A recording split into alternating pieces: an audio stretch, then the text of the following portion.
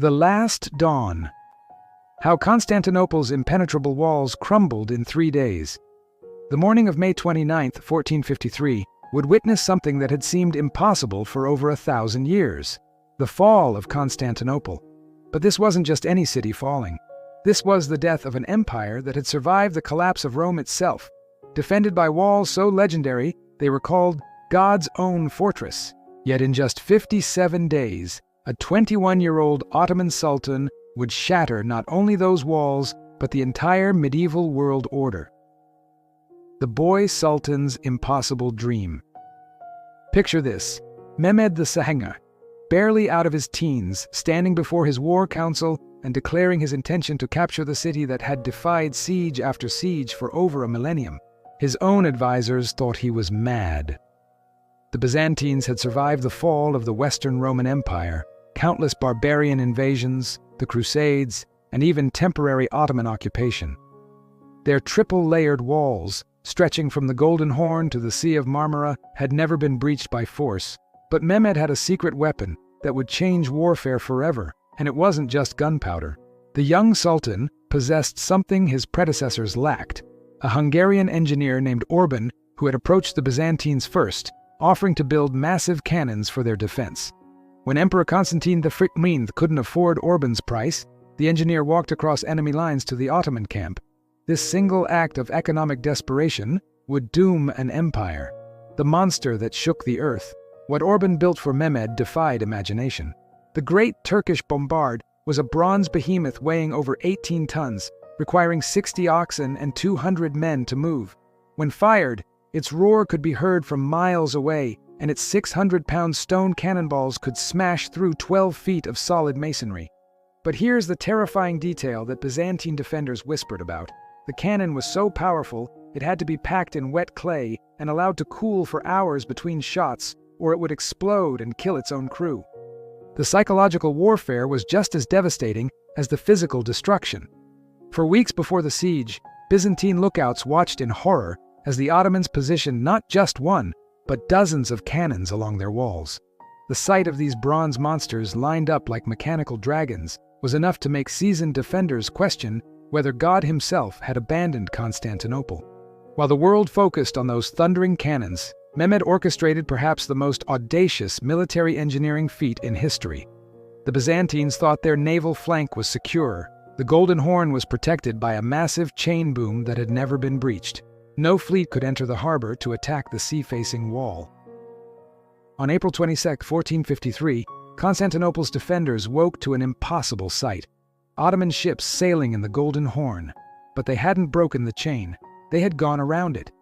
In a single night, Mehmed's engineers had constructed a wooden roadway over the hills of Galata and physically carried 70 ships overland, launching them behind the Byzantine naval defenses.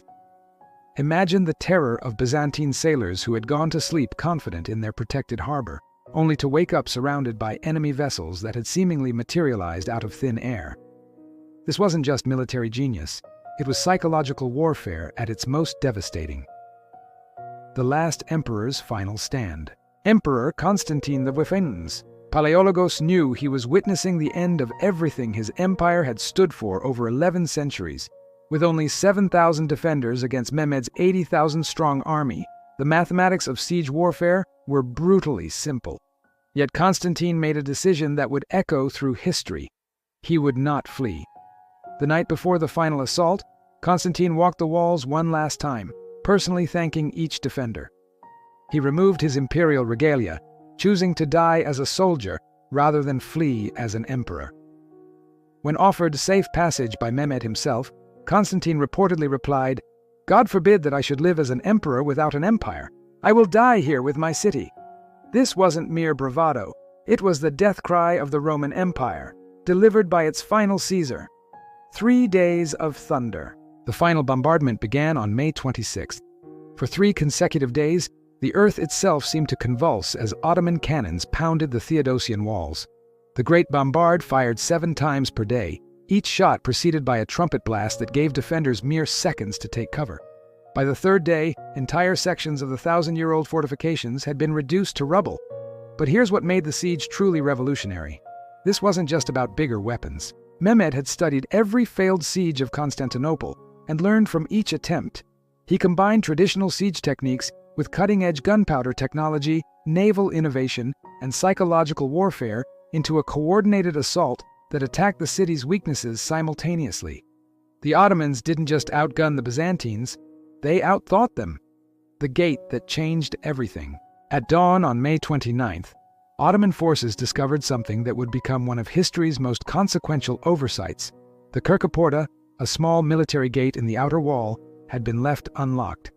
A group of Ottoman soldiers slipped through this tiny entrance and raised their flag from the towers above. When Byzantine defenders saw Ottoman banners flying from their own walls, many believed the city had already fallen. This single moment of confusion, caused by a door that should have been secured, broke the morale of the entire defense. Sometimes empires fall not with the crash of great cannons, but with the soft click of a forgotten latch. The purple boots of a dead emperor. When the sun set on May 29, 1453, Constantine V lay dead among the rubble of his walls, recognizable only by the purple boots that marked his imperial rank. His body was discovered beneath piles of fallen soldiers, both Ottoman and Byzantine, who had died in the final, desperate struggle for the last bastion of Rome. Mehmed II, now known as the Conqueror, entered Hagia Sophia and ordered it converted to a mosque. The building that had served as the heart of Eastern Christianity for nearly 1,000 years would now call Muslims to prayer. The symbolic transformation was complete. Medieval Christendom, his greatest city, had become the jewel of the Islamic world. The dawn of a new age.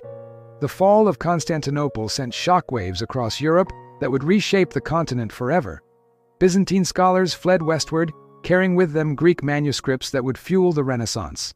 European powers, suddenly aware that the Eastern question was permanently settled in favor of Islam, began looking for new routes to Asia, directly inspiring Columbus's voyage to the Americas just 40 years later.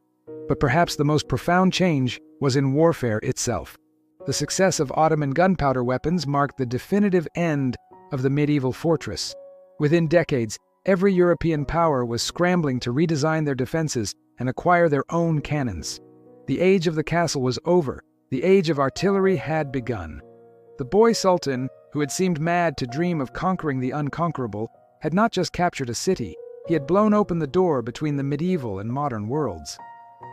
Constantinople's fall was not just the end of Byzantium, but the thunderous announcement that a new age had begun, written in gunpowder and sealed with the blood of the last Roman emperor.